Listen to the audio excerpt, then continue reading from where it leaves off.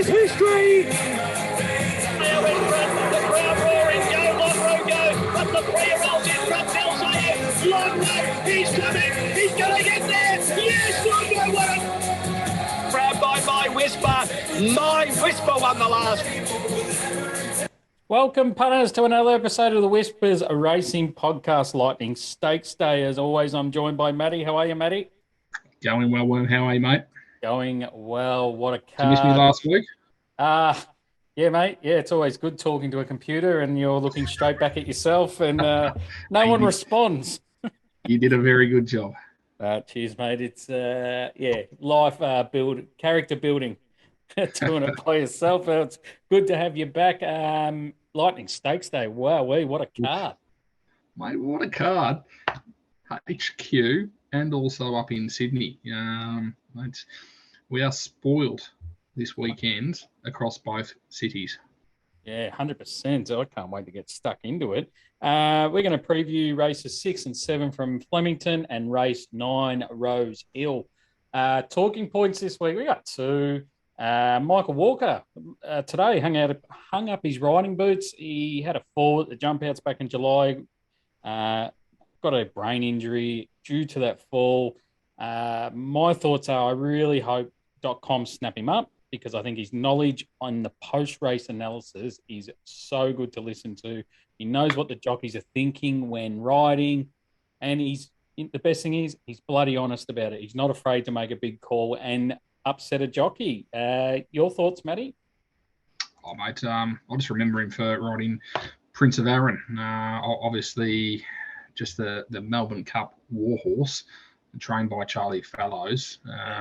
And he finally got up for a win in a Group 3 and then came second in the Melbourne Cup. So that's kind of how I remember Michael. I know he did ride a Group 1 winner afterwards. Tagaloa. I'm sure you were on board that day. Yeah, I was on the second horse. I remember it vivid. Was I. Let's move on quickly before I launch into the track bias that day. He was a rider with so many talents when he came from New Zealand. The accident he had when shooting pigs, he could have been anything if he had a clear run at him. So, yeah, hopefully he's not lost to the industry. I don't think he will be. I reckon he might be working with another stable from what I'm seeing. Hopefully .com snap him up and can't wait to see him on our TVs with his really honest opinions. We're going to talk about the elephant in the room and the protest last week, Matty. Gentleman Roy v. Jacquinot. Did you think dismissed or upheld? Look, I'm probably a little biased, seeing that the podcast did find Gentleman Roy within the very first podcast we ever filmed. So yep. I was always in Gentleman's Corner. I know you're very much a Jacquinot fan. Look, I can see why it was upheld. Look, exceptionally disappointing, especially in a race of that scale. So I can understand why it was upheld, but exceptionally disappointing for all connections involved with Gentleman Roy. Yeah, definitely I think they got the decision right. The horse was taken off its line, and I think there was a margin just near the post of half a head. And when I saw that, I'm like, nah, this is upheld. And then front on was quite damaging as well. So I think they got it right, no matter how he punted on the race or how others punted on the race. But I can see people saying he had the whole straight to get past him, and he didn't. So I can see why. But this is what I'm thinking moving forward, because there's going to be more protesters in the past that were 50-50. I might bring up Animo and the Cox Plate against state arrest. Why don't the stewards now come forward on a Monday, put a clip together, analyse wherever the incidents were, chop them up, and discuss them and how they got to those decisions point by point. I think the racing's big enough now with the money invested in punting, ownership, all the sponsorship, all of it, to just have a 20-second, hey, this is how we got to it, upheld, see you later, out the door. But Mark Zara, we'll talk to you later because we're going to suspend you. That's the end we hear about it. We don't see clip to clip. Racing Victoria should, put it together, put it out on a Monday because, A, it gives clarification to punters of what actually happened. And, Gentleman Roy owners must be standing there going, I don't know, 50-50. They're obviously going to be a bit biased and think they should have been dismissed. But chop it up, put it out on a Monday, 5-minute clip. It just gives everyone the biggest clarity of why they got to that decision. So when you're moving forward to other protests, punters, jockeys, trainers, everyone involved can have more of an opinion and know what's going to happen. Yeah, it's a fair point, mate. And you look at the AFL holding the ball decision. They got reamed for 5 years because no one understood what it was. They came out very recently and they explained it to everyone, what holding the ball was, what was going to be paid, what wasn't. Yep. Since then, I think there's been a fair understanding. So I think there's a few learnings for the Racing Victoria and also Racing Australia. Yeah, and they can put it on .com, use them, put it on a Monday night on one of their shows where they discuss it. They've started to do it on RSN on a Sunday, but it's better when you see the vision, you can pinpoint it and go, okay, I can see what you got to it. It just gives everyone more clarity. You going into a protest now, I personally have no idea which way they'll go. I've got an opinion, but how I think they're trying, and I always try to think how they're thinking, I can't. I stood there Saturday and went, I'm flipping a coin, lads. I'm sure they do have a process that they go through, and it is very clear for them. But I don't think it's very clear for punters, so I think you got a point there. But even there'd be 5 stewards in that room. Tell us, is it a 5-zip to uphold it? Is it 4-1 to uphold it? Just talk us through it. There's so much money involved, and I don't know if it's just old school thinking from them and that's the way they process, but I think the stewards should be more known and who they are and, make them not as on a pedestal and arrogant that they look, you know what I mean? And I don't mean that in a bad way. So, fair point, as I said. I think that just that education piece for punters. Yep, it'd be so much better. You probably wouldn't have Twitter racing, but then how good's Twitter racing on a Saturday or during the week? Track stats, Rail True, Flemington. Should play a normal Flemington. Every horse should get their chance. But with the hot days, Thursday tonight, Thursday, and Friday tomorrow, it's going to be rock hard. So there's going to be a lot of irrigation going on and applied. I know Saturday's 22, 24, but I just wonder if it's going to be as even as we think it should be and might favour horses on speed. They'll run fast time, that's for sure, and I don't mind that at all. But, I'm very cautious, and you're going to have to adapt, I reckon, because there might be a few lanes with a lot of irrigation going on the track. Trial trackers this week. I think I found one here, and I'm pretty confident. Race 3, number 3, Mahabra. Let's go with race 3, number 3.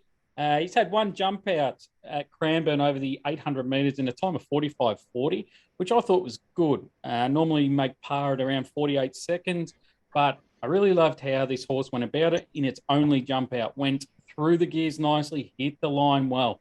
I really like this horse, and its only start in Sydney when it was with David Payne, when it ran off the track against Barber, who won on Saturday. The form stacks up really well. It's found a nice race to kick off in because I expect this horse winning because there's not much talent in this 2-year-old race. I can't see this horse backing up in 7 days for the Blue Diamond, so maybe a golden slipper in a month's time. But that's race 3, number 3, Mahabra, by the Graham Begg stable. They've switched stables. I think David Payne's given up, handed in his license, so nothing to see here or worry about. But, I just loved how this horse went about his day at the jump outs. Race 3, number 3. All right, race 6, CS Hayes Stakes, 1400, Group 3 for the 3-year-olds, the Colts and the Geldings. Speed back will be down below in each race that we preview so you can see how we're thinking or how we like the map, and you can make your own judgment as well. From the map, it's going to be a bit of pace on here, I reckon. From He's a Heaven and Bellow Bow, from barriers 11 and 13 at the moment. I reckon they're going to have to push to find the front. from those wide barriers. And you can see Holy Moles, Maximilius, Daytona, Bel Air, Fujitsu Sam from those nice barriers, 1 to 5. They're going to push up to make some pressure and find some good spots up on pace. So I reckon the pace will be on quite early here, and they might come up for air, giving the back markers a chance to roll into the race. As you can see in this race, there's a lot of these horses have met each other in the Stut Stakes at Moonee Valley last spring, Caulfield Guineas, and all these lead-up races towards those big races. So you can tie a few form lines into that. So it's, yeah, geez, it does your head in once you do those 3 races and tie some form lines. It's not really an outstanding horse out of those. It's lottery from my eyes. But I'm going to be happy. I'm happy to be here with number 14, Attrition. Won its maiden nicely at Sandown on a day it was hard to make ground, and went to Geelong in a BM64 against open horses and won again very, very easily on a fast tempo. I don't mind that it drops back to its own age group now. Out of that race, the 5th horse has come out and won. The 6th horse has come and run second since. So those form lines are stacking up nicely, and you probably won't hear that anywhere else. Since that win at Geelong, we have been back to the jump outs, and I thought the jump outs went really well. I'm not worried about the map because he'll be 3-4 pairs back, as you can see on the speed map, but you'll be able to make ground. Hopefully, fingers crossed. If you can, he's a massive chance because they will ease up at around the 600 and we'll be able to swoop right around them.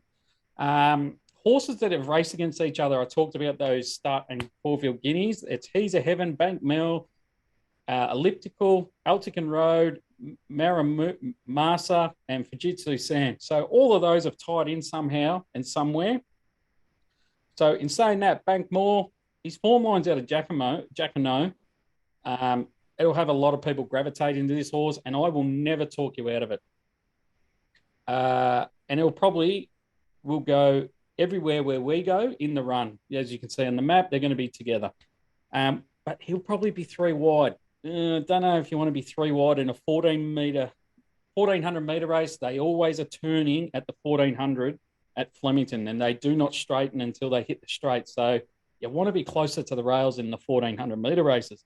Elliptical, this horse would have been a bet if it drew an actual barrier. Barrier 14, I feel they're going to have to go back in that barrier. I don't think they'll want to use its guts first up on a solid tempo. He'll be the green flashing light out of this race. Got to follow it. If there's any indication of this horse rolling forward, I'm backing it to have something saver on it because I think this horse has a massive upside. It had a jump out against Alligator Blood, and I thought it went better than Alligator Blood. So that's telling you something right there. But very happy to be here with Attrition number 14. Matty. Very well covered. I can see definitely how you've landed on Attrition. That run at Sandown, flashing from the back, as you said, they weren't necessarily making great ground that day. So I think you've got to read a fair bit into that. Plus, third up, you'd expect this horse to be quite fit and be ready to fire. So from barrier number 7, I think it's going to get a nice run in the race. Maps quite well. As you said, a horse like Elliptical, I think Blake Shin, he's going to need to make a call early unless he pings the gates and goes forward. Unfortunately, I think he'll need to go back. Bankmare, obviously got the Jacamo form up at Sandown. I'll be interested to see horse cadetship with J-Mac on board. Interesting that they've brought it down here. Had a last start win at Warwick Farm, which was, it was a nice win. I was paying around about $5 that night, so I don't necessarily know if it's going to be one of their better horses. So I'm quite interested to see how it stacks up against this field. I think it'll go back up to Sydney post this race. So we'll see how it goes, but I can definitely see how you've landed on Attrition. Yeah, it's a great field, good field. Like Elkington Road hasn't seen a good track. So he's one that could burst out of the scene and improve out of sight. I could go on, but I think Attrition has more upside, has a great turn of foot. Yes, it's 3 starts at 1400 this prep, not ideal, but would have loved to have seen a 1,600 metre run. But yeah, I don't think that's an issue, and it should be winning. Race 9, Matty, you want to preview the benchmark 100, the Shandon Handicap 1,400 metres? Yeah, mate. Rather than a true position here. So, interesting race and speed-wise, but just before we get to the odds, I think one of the horses I'll definitely be talking about will be Cross Talk, who I assume will start favourite within this race. I can't see too much competition for the lead. So, if you can take us through the odds, I'll take you through my top 4. Yeah, too easy. Everything we do here is best of odds. So you can get 225 for the favourite Cross Talk, 10 Bullfinch, $5, 5 Lakeen, $7, number 8 Cuban Royale, $8, and you can have $15 plus the rest. Mate, I'm actually going to start with Cross Talk now. I'll go through where I've ranked these horses, but Cross Talk, it's going to get a very, very easy lead from barrier number 2. I can't see anyone else, really, no one in this field, other than Cross Talk, really wants to be sitting better than midfield. So I think there's an opportunity for a few horses to sit a bit closer than what they naturally do. But what it does mean for Tim Clark is he's not going to need to do what he did last start, where he got into a bit of a sprint race very, very early on against Doe President. And from there, neither of those two horses really had a chance of winning with the ridiculous speed that they ran across the first 600 metres. Top Rank sat behind them and passed them quite comfortably. First up, this horse, 3 from 3. Only query is, does it like the softer side and the heavier tracks? So it's probably just something to have a look at. I don't necessarily know if it's proven on the good or even your soft 7, so soft 6s. So I think that's probably just something with Cross Talk we need to take into consideration. A couple of value that I'm interested in. One of them is a French horse that Chris Waller bought across here, and he bought it across here for the Golden Eagle. And Worm, you can fill us in on how it actually got into the Golden Eagle after this, but it's exceptionally well rated based on its races over in Europe. And what I mean by exceptionally well rated, it races over in France 3.5 lengths better than benchmark. If you're looking at something like Cross Talk, it consistently runs around about half a length better than benchmark. So there is a huge gap there between those two horses if they're running at their best. Now, Well Wall, who is the horse I'm talking about from the Chris Waller stable, obviously big question marks around if it can actually run its best in Australia. We didn't see it in the Golden Eagle, so I think we'll need to have a bit of a listen to what Chris Waller has to say about this horse. I'm positive he's going to say it's improving, but that's not hard based on its one run in the Golden Eagle. But really interesting, $15. I think it's going to be an act and watch on that horse. If there's a bit of market support for it, don't be afraid to jump on. The other one I didn't mind at odds was Superior. Around about that $23 mark. And Superior, forget its Gold Coast start. It was found to be lame after that. This grade, it will shine, and $23 is way overs. Way overs. If you're playing a quad, make sure you do include it. Well, though, the horse I've landed on top is Bullfinch. Now, this horse has been exceptionally consistent. And, as I said, Cross Talk is going to be sitting. When you do the speed maps, just make sure there's 2 gaps in your speed map, Cross Talk leading, no other horses, and then Bullfinch. Because I think, again, Cross Talk is going to get that very, very easy lead. Bullfinch, though, I think is the horse that's got the opportunity to sit a lot closer than what it naturally does. Last start, I got a rail run and not the place you want it to be. It was pretty much going up and down on the spot. It's been consistent, this preparation, unlucky not to have a win, and I think it finds the opportunity here. So, for me, I do have Bullfinch on top. I think it's a race in 2. And Well Wall, if it does come to play, that's where your value is going to be. So, Worm, how did you find this race? Yeah, it's you've definitely changed my mind on this race, because when I first looked at it, when you said, "Yep, I'm doing it," I was like, "How quickly can I make Crosstalk a pineapple here?" I loved his jump outs. He's had two. The first one I can't get out of my head, and it was against Fangirl, Hinge, Zoo Got You, Quantico. Now they're good horses, and they're asking you to take 220 in a very low rating race. I was like, well, how quick can we get this podcast out? How quick can I have my pineapple on? But when you say, does it want a soft or heavy track, that's what sort of pricked my ears and went, nah, we've got to come back a bit here, because his first jump out was on a soft track. Then he went to a good track, and he wasn't that good in that second trial. Yes, he won, but he was fully pushed out against Expat. It's a nice horse, but oh yeah. So I've now got my guard up, and I'm a bit worried. It won't surprise me if it wins. 3 from 3, first up. So, yeah. I mean, we are second up here, but again, realistically, it won't surprise me if it wins. I've got Bullfinch and Crosstalk, the two horses within this race. Again, well, depending on whether it shows up or not, I think there's a bit more to play out between now and Saturday. We can get a little bit more information to establish what's going to play out there. But yeah, Bullfinch, I think it's the consistent horse within this race. It's going to get a chance to sit that bit closer than what it naturally does.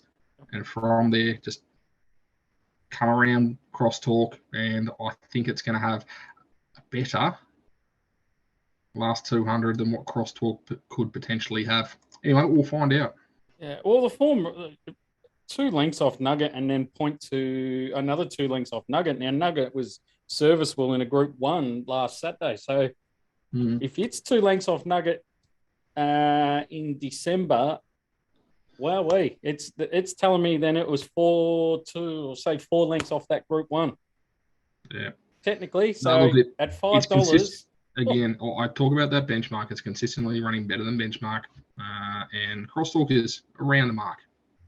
At its best, yes, but Bullfinch is consistently doing it. Could be an easy Quinella with that one. Those two. We'll move on quickly and get out of that Weewell race at the Golden Eagle before I get myself in trouble and why that got accepted into the race. And Uncle Chris got a extra horse into the race. But we'll move on quickly. So race 7, the Black Caviar Lightning Stakes, 1,000 metres down the Flemington Straight. Wowee, what a race this is. I think this race reads a lot better than we think it does. I think there's going to be some winners out of this. I'm frothing to the mouth how good this race is. Maybe because just the best horses in it, but we'll move to it. Nature Strip is favourite at $2.20. Coolangatta $7. Marabi $9. Wish I Win $12. Ballanipatina $13. Rockin' Horse $14. Brunos Notches $14. And then you can have 26 the rest. Speed map down below. When these gates open, I think Nature Strip will be on one side and Coolangatta will be on the other side. Now, I'm not saying they're going to split. They could, but they're going to be not together because they're one's outside, one's inside. Going to be a few body horses across from each other. It's going to be, they're going to go in a solid tempo because Nature Strip will go his own pace and Coolangatta, well, she only knows one way as well. Marabi should get a nice running transit, just one pair off him. And then, you got Fire. He'll try and strip stream Nature Strip. Ballanipatina, I Wish I Win. Rockin' Horse, one pair further back than those. They'll be smoking the pipe, and the rest will be just out the back enjoying themselves, I reckon. As I said, 1,000-metre race. This race, you've got to look for 1,000-metre horses that love the Flemington Straight, track and distance, big ticks in my eyes. In saying that, how do they beat Nature Strip?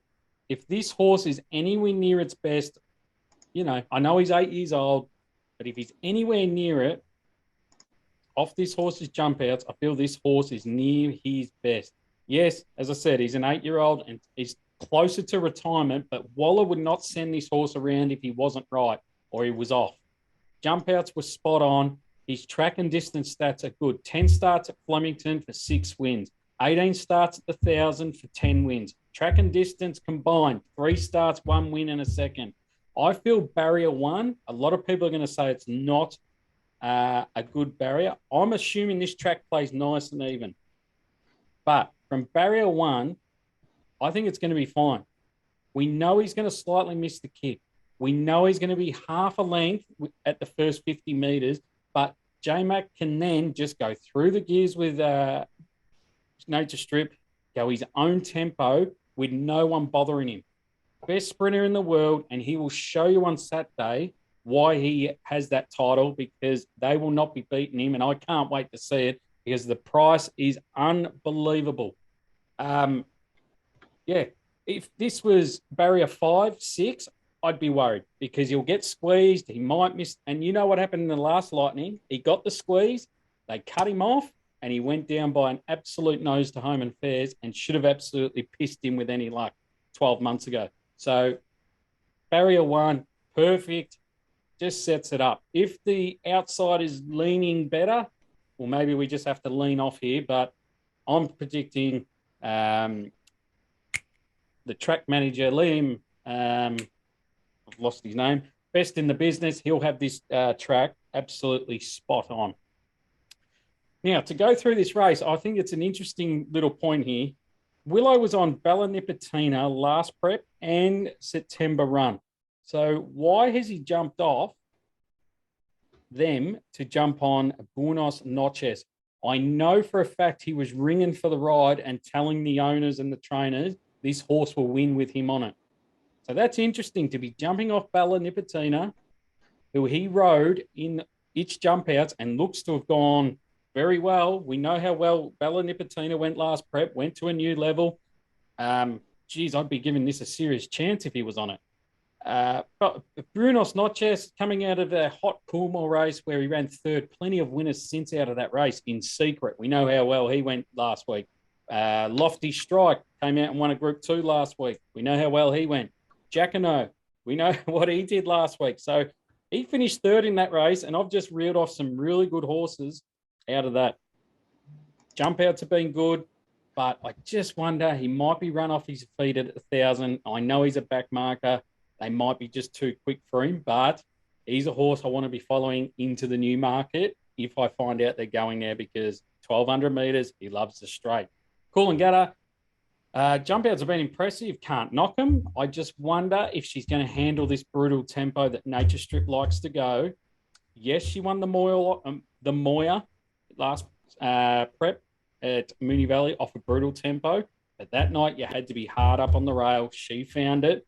Can she do it again down the straight? She folded up pretty quickly in the Coolmore. So there's my knock on her. Jump out suggests she's come back better. Jockey says she's come back better. So big watch. Can't knock Marabi off her jump outs, but this is her toughest test, and tough test off an injury first up. Keen to see how she handles herself before I start piling into her moving forward. I could go on with all the other horses step by step, how they're going to see it, how I think they're going to do it, but they're all just going to be running second to Nature Strip. I can't go past him. He's got the title, the best horse sprinter in the world, and he's going to show it on Saturday. He wins, and so do we. Nature Strip. Matty. Thank you. So, wondering when you're going to come up for air. Mate, I just had to tell everyone, and just if you want to hear it again, Nature Strip wins. Mate, I'm glad you touched on Craig Williams.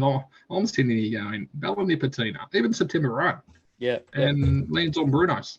Yep. It's a weird decision. We sat here prior to the Everest, and we're going, okay, what's Craig Williams doing going up to ride Gear Kick?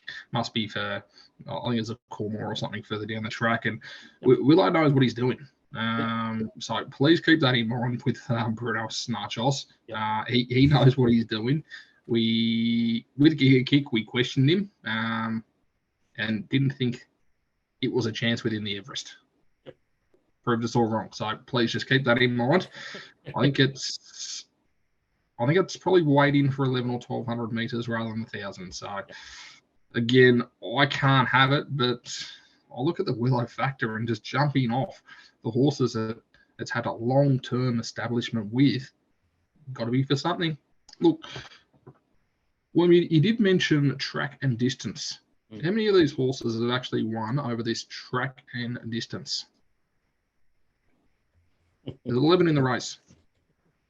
I'll give you one. Nature Strip has done it. Yeah. The only one else to do it track and distance is Mullane, and he's the rank outsider. Okay. And did it first start? Yep. Against nothing. Yep. So none of the horse has won over 1,000 meters at Flemington. No, that's a good point. Okay. Yeah, look at it's very hard to go past Nature Strip. I think Coolangatta is an enormous chance from barrier number 9. Yep. I prefer in the straight races to be grandstand side rather than to be on the rail side. I think Jamie Carr, we've heard, Coolangatta has come back better. And I think across 1,000 metres won't be an issue for Coolangatta when Jamie Carr's only carrying 53.5 kilos. So I think for me, it's a race in 2 unless there's a ridiculous speed on in the race. And then if that's the case, it'll bring in horses like Rockin' Horse and Baller and those types. But for me, it's a race in 2, and I think you can quite comfortably have a two bet play. If Nature Strip is going to be your first bet, that can be your main bet, with Coolangatta being your second play. Yeah, you can definitely play same race multis in here, like Nature Strip win, Wish I Win to run top 4, Bruno Notches for top 4. Geez, you could work around and make some serious money out of this. If you don't like Nature Strip, take him out. Take him on because you're getting a price. Absolutely. Be interesting to see how this market plays out with 5 minutes to go. I think Nature Strip starts closer to $1.80. Yeah, I can't see it starting above $2. No, I'll be flabbergasted if it'll drift a little bit, I reckon, and then the big boys will play. Really? You just look at, yes, it will drift because everyone likes a little bit of value, especially in these type of races. But honestly, you look at the numbers and you look at the data, and all these other horses are 1,200 metre horses. Yep. It's the old, I like to say, 1,000 metre races, 1,000 metre horses. Yep. Yeah. We keep talking. I'll keep making it more and more confident, and I'll make it 5 pineapples by the end of the show. Well, I thought you might be mentioning Nature Strip again, but we'll have to wait and see. He might land somewhere. Let's see.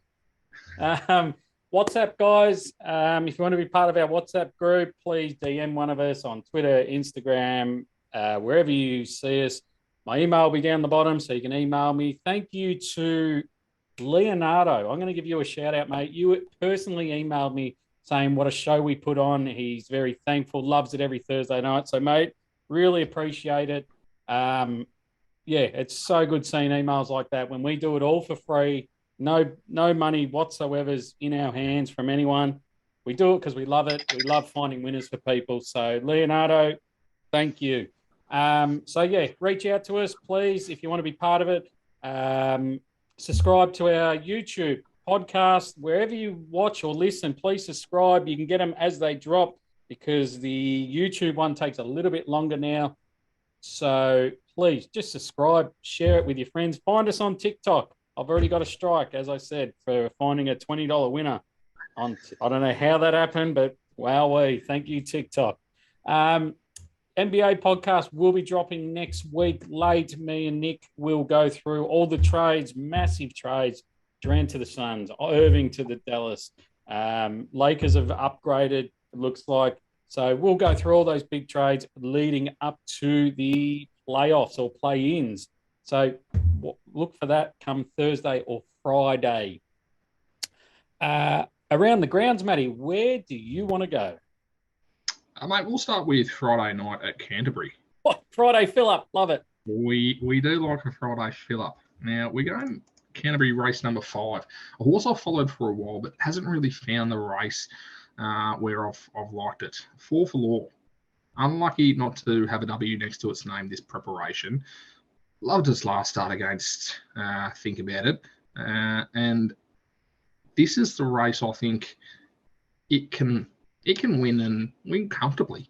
Now, just remember, it is dual nominated on Saturday as well. So if Gay and the team, for whatever reason, think it should be running on Saturday rather than on Friday night, I won't be backing it on Saturday. I don't think it's got the edge over that field, but on Friday night, I do think it has the edge. There is one other one I've identified within the race, which is Silent Agenda, which I think is the main danger.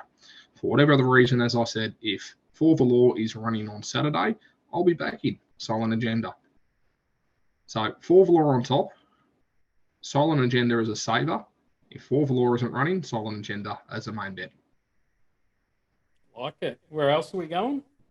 Mate, we're going to go back to Sydney and we can potentially have a bit of a run-in double because we've gone through race number 9 and race 10 to close us off.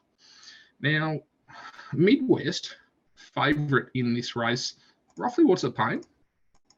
250, 280. Yeah. You can keep that. Won't be going anywhere near it. Nowhere near it whatsoever. Look, Animat at 550, solid run last start. Should find this a bit easier, but again, I don't think I could be taking the 550. Again, it's around the mark. The ones that I'm quite interested in. Quick Tempo and Cote, they ran against each other last start, and Cote didn't let Quick Tempo get a run on the rail, and Quick Tempo just gave up with a couple of 100 metres to go. I think Quick Tempo is the one that can improve significantly. They're both paying around $4.50 last start. Now you can get $10 on Quick Tempo and $5 on Cote.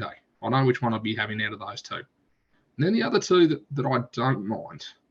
First up, Easy Single. Great first up form, and I think it's probably the biggest overs in the race, along with Motai. Forget its Gold Coast run.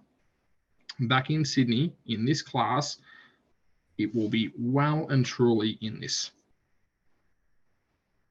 So, we're to summarise that. Midwest, I want none of. None of whatsoever. Animat, I'm a big Animat fan, but again, at 550, I don't necessarily think I can take Animat here, especially with Zach Lloyd on board. And that's why I'll be looking a little bit further down. Easy Single and Motai. I think you can play that with Quick Tempo. Cote, again, I won't be surprised if it wins. I've got it the highest rated horse in the field, but at $5 versus Quick Tempo at 10s, it's a bit of a tough bet. So what I'm going to be doing, I'll be having a place bet on. Oh, well, there won't be any duets. Look, but between these 3-4 horses, there's a couple of different ways you can play it. The way I'll be playing it is Easy Single and Motai will be a place bet. I'll be having something on Cote as well, and something small on Quick Tempo. So I'll be having something on all 4. 2 of the horses will be for a place. Quick Tempo will be kind of that 1x4, and Cote I'll be just having a win bet on. Yeah, and Matt, this is dead set his last chance. He can't win that. He's dead set. Gone. Easiest race he's met in a very long, long time. Oh, it's D-Day. It tells me a little bit of how Animat's tracking at the moment when they put Zach Lloyd on board. Yeah, good point. Yep. So I'm quite comfortable to leave Animat. Again, he's around the mark, so if it does win, it won't be a huge surprise. But I'm, as I said, looking for a little bit of value in the last leg. And if you are playing a quaddie, please include, look, there's 5 horses there. Cote, Quick Tempo, Motai, Easy Single, and Animat as well. But yeah, for the money, I'll be playing around those value plays. Yeah, nice. I've only got one around the grounds. I'm going to go to Wodonga on Friday. So if you're listening to this on Friday before race 5, I reckon we can have a bit of a fill-up here. nice and early. Wodonga, race 5, number 2, Governor. It's had no luck whatsoever this prep. Sat 3 wide, no cover first up. Second up, blocked for a run, hit the line well. Third up, pulled up with issues. Probably more issues than Molly Meldrum, but that's another thing. Went back to the jump outs, went well. His rating is good enough to win this. Yes, $2.20, but I think this starts at $1.70 come race time. Barrier 1, he can lead them up or camp just behind them, and he's the best horse in a maiden race. That is Wodonga, race 5, number 2, Governor. Fred Kersley on board up at Wodonga. Very nice.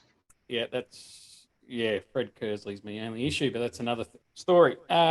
Multi-time. Last week we stunk it up.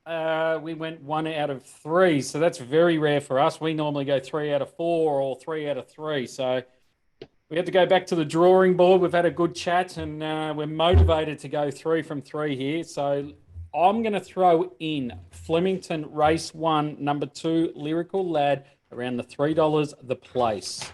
You're throwing in, Matty? Friday night. So I was about to say you can kick us off, but I'll be kicking us off on Friday night. Yep. 4 Valor, Silent Agenda. Again, 4 Valor will be the place bet. However, if it runs on Saturday, Silent Agenda the place. And then the last in Sydney, Motai. The place.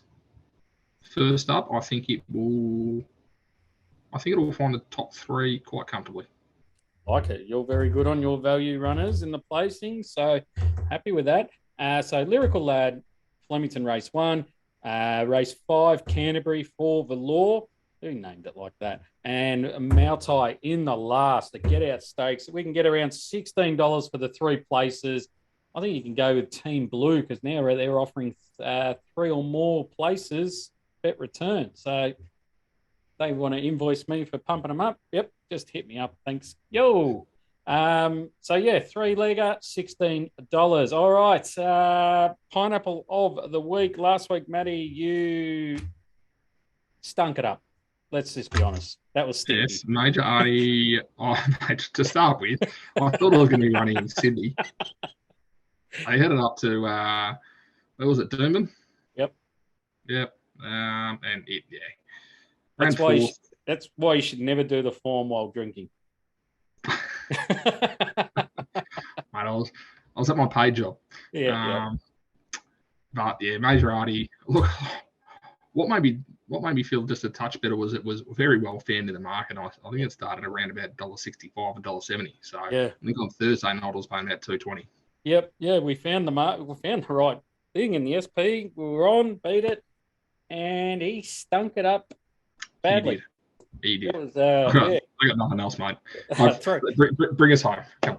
300-meter mark. I turned my back on the TV and said, "Nah, I'm not watching this shit." Nah. But best thing is we go again this week, and I thought about crosstalk. Yep. But you talked me out of it because of his good track. His good tracks. So now it's a moral. So yeah, put that in the moral bank. But I can't go past Nature Strip. I think he is just a dead set, living best horse in the race. 220, take it now. Yes, you can wait a little bit. He'll touch probably 230, 240 maximum, but they will come for him. J-Mac on board, barrier 1. I don't have to talk anymore because he just wins. Pineapple of the week, Nature Strip. Very good. I don't think there's anything else to add. And I didn't even know you were going with Nature Strip. No, I kept it quiet. But yes. I think halfway through the show, we knew where we were heading. Anything else to add, mate? Mate, as we said at the start, cracking day at headquarters, cracking day up in Sydney, very sport. Of an enormous weekend of racing. I know you'll be keeping an eye on some of the 2-year-olds with the Blue Diamonds coming up. Yep. The picture is no more clearer than what it was last week. It's just an absolute head scratcher. But that's next week. Mate, as I said to you, these 2-year-olds, they need to have their own theme music play in the mountain yard, just so we know what mood they're in. Yeah, it's the most open I've seen it, normally we'd have something at around $2, $2.30. That's, we're all smacking it in multis. But this year, okay, Barber might be favourite, but he's no certainty at the moment. He's a good horse. I'm not saying he can't win at the moment, but geez, I'm just trying to find some value, and I'll be diving deep for that Sunday to try and get some clarity, because I don't even know what Sydney horses are coming down at the moment. Mate, I had one more for you. One more. Our Pineapple 2 weeks back is running again this weekend, Head of State. Yes. Up at Eagle Farm. Yep. It will win. Oh. What race? Race number 4. Should be able to get about $1.80 at the moment. So maybe we can use that one as a bit of a multi-builder. Oh, geez. There we go, punters. There's another one. Just another cheeky one. $1.80. Take it now, because as I said to you, Matty, I can't see it starting that with the way it won last start. No. And this field is no better. No, not even close. It's interesting, though. Oh, no, I won't say it because I'll probably look like a fool. But James Allman rode it last start, and he's not on it. Maybe he can't ride 54. That's the only little thing, just quickly looking at it. But, yeah, $1.80. $1.80. It'll be winning again. Yeah. I'd be taking Head of State over Parade any day of the week. Wow. Well, 247 on Saturday is going to get real interesting. Can't wait for that. Anything else to add? No, I think I've dropped the mic, and that's all from me. Yeah, you've dropped a few morals there. But yeah, that's the end of the show. We'll be back next week for Blue Diamond Day at Sandown. So we'll find you plenty of winners that day. Hopefully you fill your pockets up this weekend. More importantly, we hope we fill your pockets up. We'll be back next week for another edition of the Whispers Racing Podcast. And we'll end the show with our favourite man. I'm not a good person, but it just goes to show that good things do happen to bad people. So anyone out there who's up against the wall, fucking stick to it. Every cent you got, your rent, your electricity bill, if you're going to buy your missus a ring, don't fucking do it. Keep punting. Keep fucking punting.